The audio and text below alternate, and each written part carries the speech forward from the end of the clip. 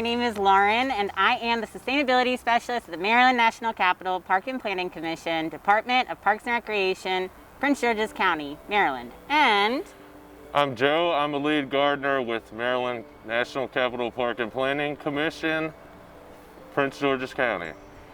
And so we're going to talk a little bit first about how STEAM relates to sustainability. Sustainability can either be environmental, economic, or social. And the glue that holds all of that together is STEAM. Whether you're the scientist who is taking air or water quality readings, or you're the app developer developing and coding automated technologies, or the engineer appropriately sizing stormwater management facilities, the designer who is creating absolutely beautiful landscapes, or the mathematician who is measuring progress towards our goal, sustainability is tied together with STEAM. And one of the biggest concepts in America relating to sustainability is stormwater management.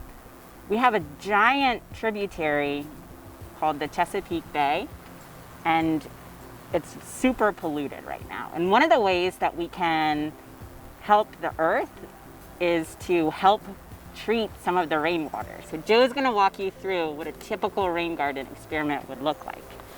So all of the rainfall that comes off of your home, buildings, off of streets that go into storm sewers, that is called stormwater. All of the stormwater actually from Delaware, New York, Pennsylvania, it all contributes to runoff that ends up in the Chesapeake Bay. So sediment and pollution that runs off into those streams, rivers, and other tributaries that ends up in the Chesapeake Bay. So a rain garden is a good way to treat stormwater and prevent that from entering our Chesapeake Bay. So what we have here is a model of a rain garden, and it has different layers in it that all function to filter out pollution and sediments. So we're gonna kind of build a little mock-up rain garden here real quick and show you how it works. The first layer is going to be your native soil layer.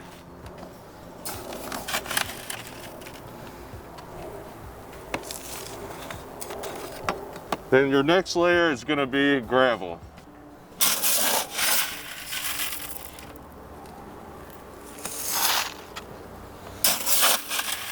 Joe, when people make rain gardens, do they just build the gravel on top of their native soil, or do they need to put native soil in? So rain gardens, the first thing you have to do is a perk test and make sure your native soil that will actually allow the water to infiltrate.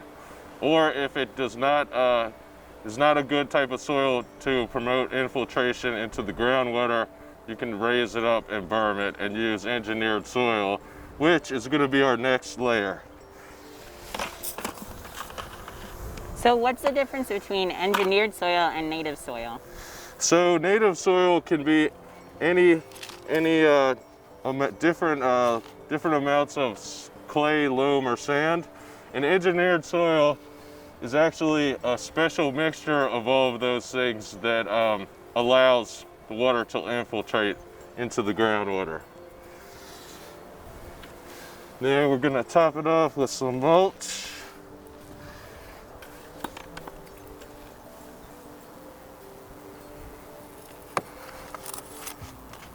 That's looking super cool. Okay, so this here, what I'm going to dump in there is going to be kind of like stormwater that contains sediment and other pollutants. So it's super dirty when it goes into the rain garden. So the intention of a rain garden is not to create drinking water, quality water. It's to capture pollutants and sediments so it doesn't end up in our Chesapeake Bay. So what color do you think it's going to be when it comes out the bottom? So it's going to be a little bit murky, but it's going to be improved a lot in quality. So for rain gardens, they're designed to capture about the first 1 inch of rainfall, right? Yes. And then also another way that rain gardens treat stormwater is they are planted up densely with native plants, which also provide habitat for insects and pollinator plants for host plants and nectar plants, and also help to preserve our local genetics of our native plants. And they really, really help with pollinators, right? Yeah.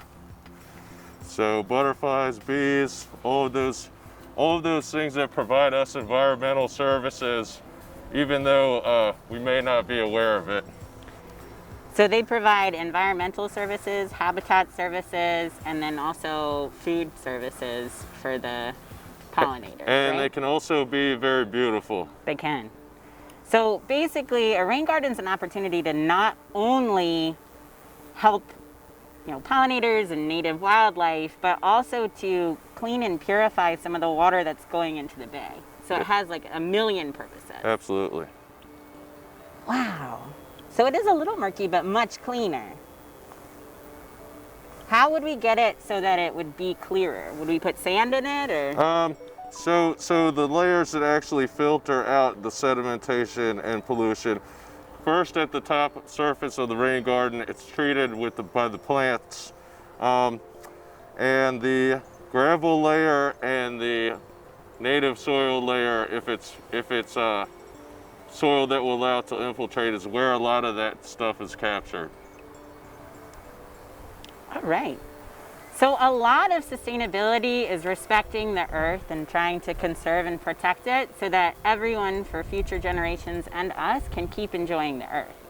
So we decided for STEAMFest this year, we're going to host 3 field trips, 3 virtual field trips, where we can take you guys to some of the coolest sustainability initiatives our department is doing.